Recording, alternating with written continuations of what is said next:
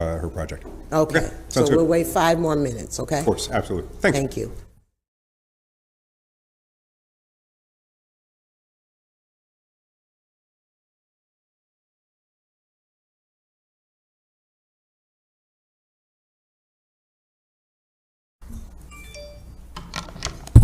Morning, Councilors. Michelle Spansky, Deputy Commissioner of Neighborhood Development. So today's item we're here to discuss is the allocation of $800,000 from the American Rescue Plan Act to the Center for Court Innovation to continue the Community Housing Ambassador Program. So I know we did a little bit of an overview of this already on Wednesday, so I can kind of take it from the top if that's helpful. So the Community Ambassador Program we've been working with CCI on for the last 2 years. The program originally started as a part of a grant that we got from the New York State AG's office. So it was kind of a 2-part program. The first part was about 6 months worth of community engagement that we worked with CCI, also known as the Syracuse Peacemaking Center, to do a series of kitchen table talks with residents about different types of housing issues that they were experiencing. We talked to about 800 residents over 60 different sessions during the summer of 2019. The findings from that, a lot of the things that we heard from residents were around the need for increased education and awareness around kind of tenants' rights and responsibilities. We heard a lot about mistrust between actors within the code enforcement ecosystem, so including tenants, landlords, code inspectors, lots of kind of poor relationships and trust across all sections of that. And then additionally, we heard a lot from residents about how housing, understandably, was impacting their health and safety. So based on that feedback, the kind of task that we had from the AG's office was to use those findings to put into a proposal for the 2-year grant program. We felt the need, based on kind of what we had heard from residents, that there was a need for an additional kind of set of services around housing systems navigation for residents that really needed to be convened by a neutral party outside of code enforcement, understanding that code enforcement was kind of there was mistrust with systems that people have, kind of generally speaking, and so that in order to be as effective as we could be with this program, that we needed to have kind of a neutral third-party convener that was not on any particular side, but just working to help residents kind of get what they needed in terms of housing resources. So over the last 2 years, we've been working on that program. The agreement that we currently have in place with the Peacemaking Center will expire at the end of July. So we're asking to make this allocation out of ARPA to continue that program for an additional 2 years. The cost of the program would go to cover the Community Ambassador Program as we have it resourced currently. It would also involve an additional set of legal kind of technical assistance that the Center for Court Innovation would be providing. And we have Colleen Gibbons and Leah Russell here from the Peacemaking Center they can kind of talk a little bit about what peacemaking does, but we feel really strongly that the Peacemaking Center is the best suited partner in the community to really be doing this kind of work, just because of their role in the community and the way that they started kind of around justice system reform and community alternatives to violence. They do a lot of work within the court system. And so what we're looking for them to do within the context of this agreement is to kind of expand some of the diversionary court models that they've been working on in other aspects of the court system, and look at also proposing a pilot program for what a housing court diversionary model could look like. So. I had passed out some information last week that had some information about just kind of program outcomes to date. Happy to answer any questions about that.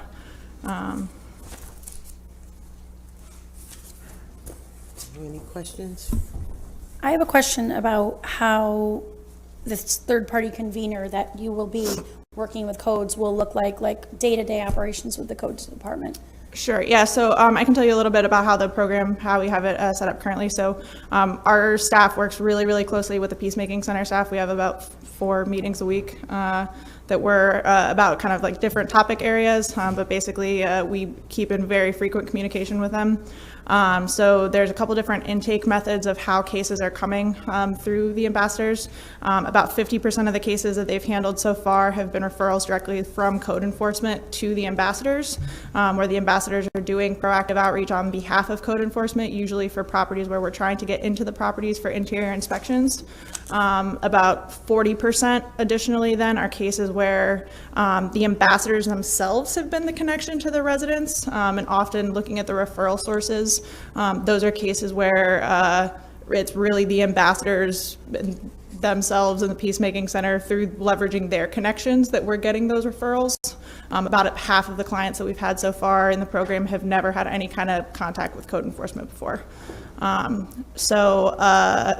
Typically, we'll have a weekly meeting where we're talking about any cases that are kind of new and relevant. There's a couple different touch points throughout the week where they're really just designed to be kind of problem-solving mechanism. So if there's particular cases too where for whatever reason the case might become stalled at some point in the process, we use those meetings as kind of ways to get things unstuck.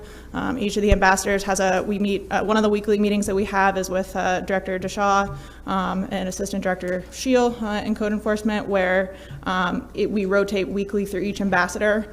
So each ambassador kind of works through their cases once a month, but we really use that as kind of like the triage meeting of anything that may have gotten kind of stuck somewhere in the pipeline, so that Jake and his team can get those cases elevated and addressed as quickly as possible.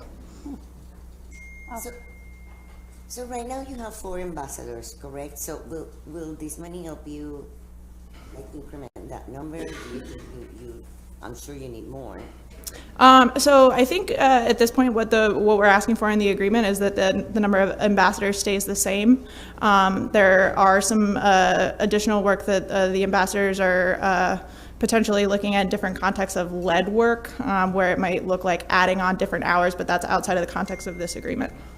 If that makes sense. So. Could you go into that with the lead work? Yeah, I don't know, Colleen, if you want to speak to that a little bit. Yeah, we try to keep it up at the mic. Yeah, hi, good morning.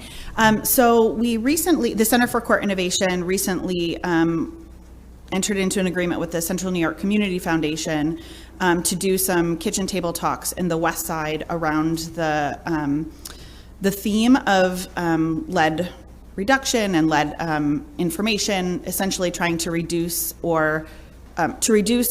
issues with lead in the West Side and to be able to make connections with those parties. And we've also just recently, again, been reached out to them to bring on a couple individuals who might work more in the community around making sure that lead resources are made available to everyone citywide. So part of the money that we are looking at that might add on to this project would be to include either stipends to be able to have more kitchen table talks, to work with people, to get information out to them, or to increase hours for our ambassadors so that they could bring information to individuals as we're meeting with them. Also, we were talking about access to testing and what that looks like, and whether we can use the ambassadors to more directly funnel individuals who need testing to get testing for their children. So we're not exactly sure what that model will look like right now, but we have brainstormed several different ways in which we could use those ambassadors, because they really are direct frontline access to individuals who are most in need of those services. Do you partner with some of the CBOs? They may have grants that could probably impact your same work. Yes, yeah. Just, kind of feed off each other. Oh, definitely. I mean, the model that we use is very community connected. So our goal, I can't remember the lead advocacy organization that we have directly been working with. Yeah. For lead freedom now. Yes, thank you.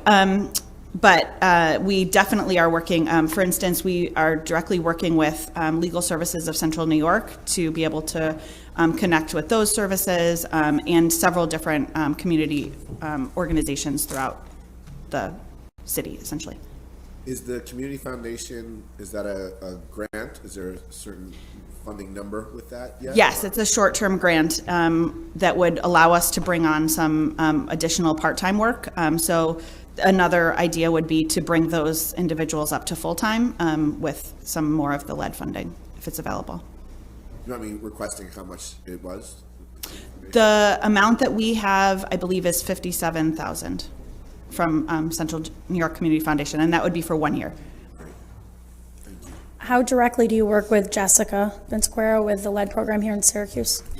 We've just gotten essentially up to speed, and I think she came to, oh, go ahead. Yep. You can finish. Sorry. No. Michelle and Leah have been in those meetings more directly, so I'll let her speak more directly. Great, because I get a lot of questions from constituents already saying, where's the lead help? And then they say, it's the county, it's not the county, it's the city. And I know there's kind of like that gray area right now that everybody seems to be living in, so. Sure. Yeah. So Jessica's role as a lead program coordinator lives within neighborhood and business development. So she is very much a part of that team and is in regular conversation kind of with the ambassadors. There's a lot of conversations ongoing right now that we are having also too with the county and the community ambassadors to try to streamline the process.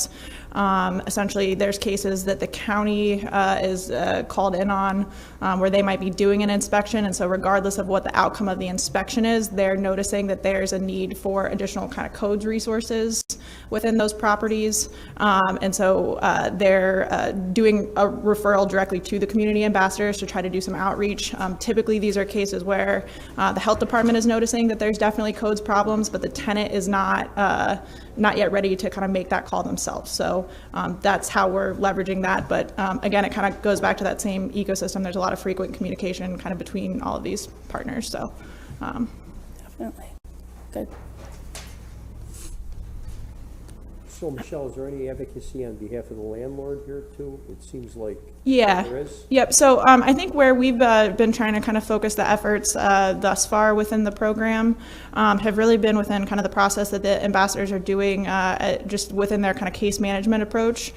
So in a lot of these cases, what the ambassadors are kind of coaching the residents through is like, have you called your landlord first? So just like making sure that they've worked through all of those steps before kind of code enforcement.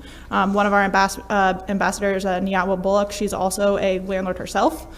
She's had several cases where she's actually been able to, she's had clients that have come to her that have had particular codes issues that they've been able to get completely resolved without having to go to code enforcement at all, just by calling the landlord and communicating with them. So so we're definitely, that's a focus that we want to have. We're also, the ambassadors are playing, will often play roles where they're communicating, again, kind of with the landlord on behalf of tenants. So they try to do the best that they can to kind of problem solve and troubleshoot and make sure that they've are exhausting all the options with the landlord. I certainly think that there's one of our goals as we kind of continue to build this out is that there's always more that we could be doing. So and I think on the landlord outreach and advocacy side, there's certainly room for improvement, and that's something that we want to try to continue to resource as we hopefully are able to continue. Yeah, I would encourage the ambassadors to go to the TNT program, especially the one on the west side. Yep, and I think from the recent West Side TNT meetings that I've been at, Jose's been at them pretty consistently, so. Okay. Because a lot of those issues, you know, obviously a lot of those landlords on the near west side and on the south side, they're not always big-time landlords. They're people that own one or two houses, and they've been there a long time, and, you know, they're dealing with the aging housing stock, too. So, you know, I think this is a good program, but I don't want to just, I want to make it sort of an even parsing here as far as with landlords and tenants. Certainly, yep. You know, so that's all I got. I'll just add, I'm coming late because I could have used y'all this morning, actually.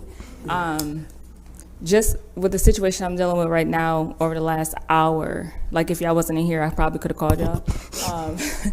But I wasn't opposed to this legislation at all anyways, but just after this morning, I know this is something definitely that we need to support, and especially with the ARPA funds, it's a good source where we should put our funding. But one of the other things is just the capacity. Like, do you guys feel like you have enough? Because right now, like all of you wouldn't be enough to even deal with the issue that we're dealing with SM&C. So in situations like that, are you guys even going to have enough capacity to be able to continue to do the work that you need to do and actually like have a positive impact, because the housing situations is getting worse and worse as we speak. So right now you guys only have what, 4 ambassadors? So is within this funding, is there room to bring on another ambassador, or you don't have the flexibility for that at the moment? So I can speak to what's kind of in the agreement right now currently. So it would be keeping the ambassadors, the 4 ambassadors resource as they are. It is adding some additional resourcing in the form of a planner who would be doing, working with a lot more of the kind of in-depth data analysis, and then doing some additional work around kind of planning and resourcing for continuing to sustain the program moving forwards. I don't know, Colleen, if there's anything else you want to add as far as? Yeah, so part of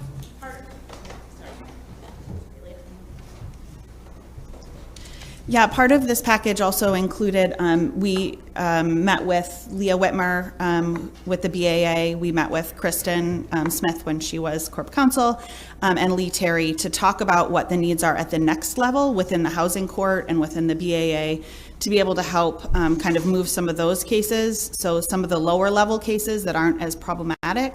And so part of that is also written into this budget to be able to try to create some problem-solving models that would pull those cases out of the court system and try to resolve that individually. So that's a little bit of where that funding is as well, so that the courts could then focus on some of those more significant cases that really need direct court attention, legal attention. So how's that been received at Housing Court?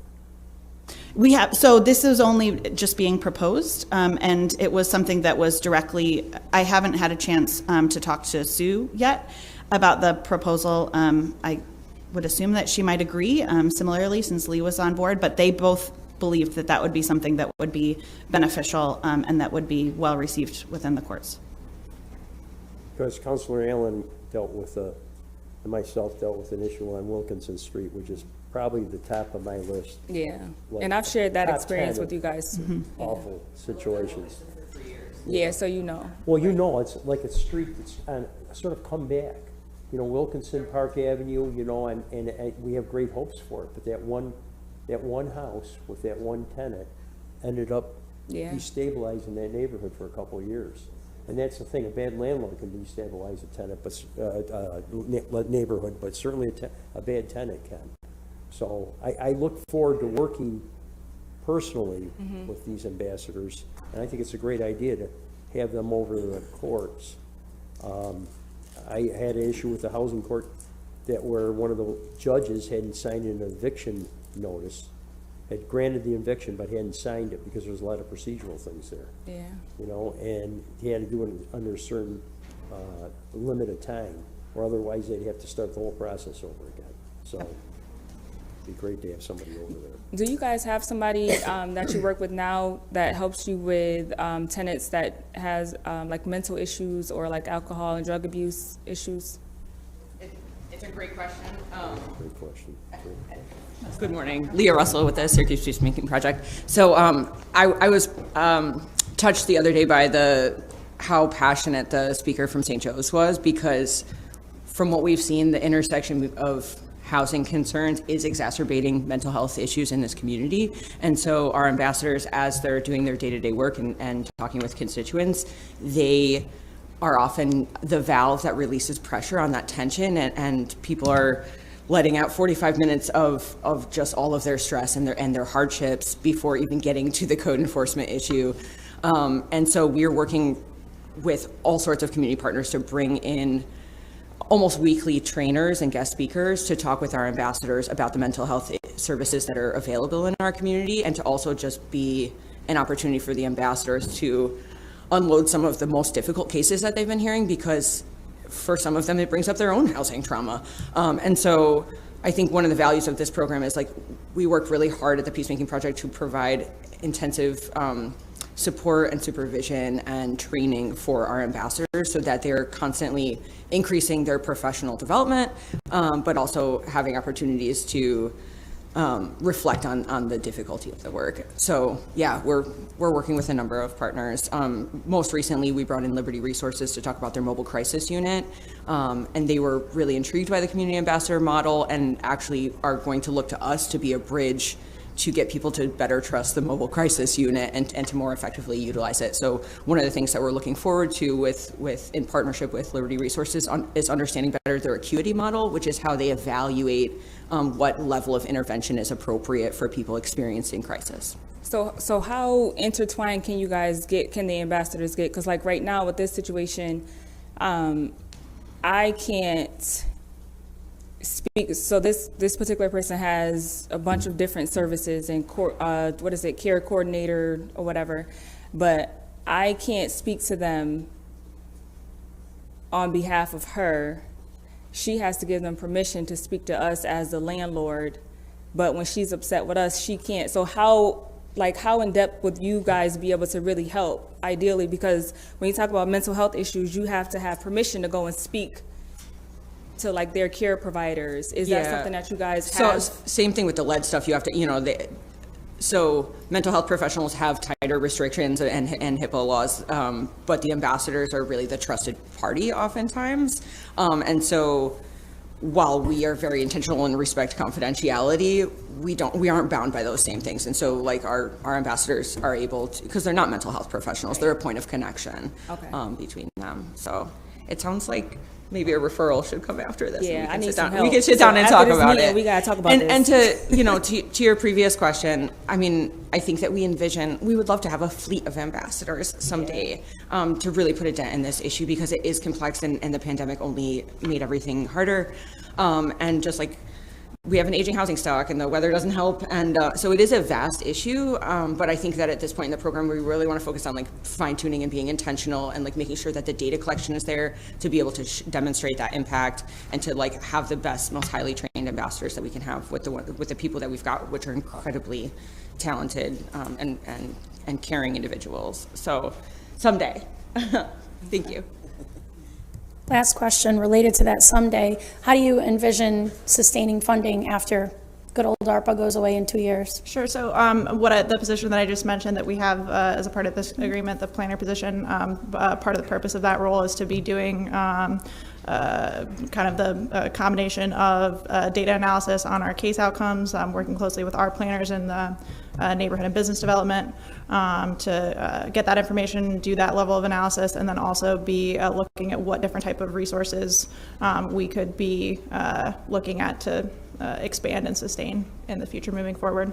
I think additionally, some of the things that we've talked about, certainly as we continue to build capacity within the BAA or within kind of some of those other mechanisms that we have within kind of the code enforcement ecosystem within the city, that might be a source that we could kind of continue to look at of being able to funnel some of those back into these types of services that we know we're going to kind of continue to need. So. Well, I'll take any kind of help I can get on issues like this. Yeah. I think all us counselors get calls, and it's like way beyond us, so with everything else we got to handle. So maybe down the road we can even, a month, every 2 months or 2 months we can meet with the ambassadors, and make a real collaborative effort, because it is overwhelming, especially with what's going on in the community. Yeah, especially with if the district counselors can do, you guys can do them however you want, even if it's like quarterly, just meeting with their particular ambassador, just to kind of really see what's going on. And then we get a lot of phone calls, so if we have those personal connections and relationships, it'll be a lot easier for us to help our constituents if we can just reach out directly to them and kind of get them to help us first. Mm-hmm. Yep, and we're certainly happy to share contact information. Terrific. Just curious about dealing with when we touched on the lead stuff. Do we have, currently when you report an egregious lead situation, it says that the county handles it. Do we know when it will switch to, kind of the city, kind of the implementation? I know we've been talking with MBD for a long time about when we really move towards implementation of enforcement from the city side. Do we have a hard timeline for that? Yeah, so Councilor Michael Collins, Commissioner for Neighborhood and Business Development. And so we are, as you saw in the mayor's original plan for the American Rescue Plan Act, we've got $4.5 million within that plan. Councilor Driscoll, as I know you're very aware, there's $4 million also from a HUD grant that we've been working on, and we've received funding from Community Foundation and other funding sources as well. So right now, we are actively planning with Codes Department and Planning Department, specifically Jessica Vinciguerra, regarding that $4.5 million around what type of equipment do we want to purchase, what type of training do we need, how much money we're going to put into implementation, what does proper outreach look like. So that's something that we expect that we're going to have the overall planning, the big picture of that completed within the next few weeks.